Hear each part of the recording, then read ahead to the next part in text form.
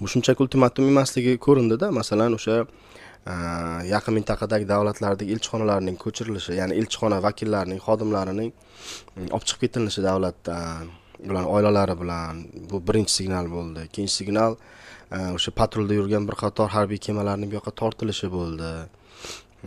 Uchinchi signal Netanyahu bilan Trampning muloqotidan keyingi holatda Trampning pozitsiyasi o'zgarib qolganligi.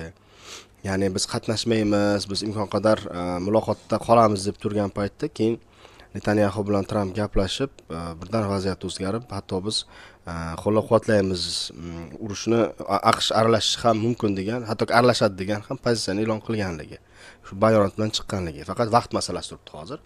Qachon? Balkim bugun, balkim ertaga.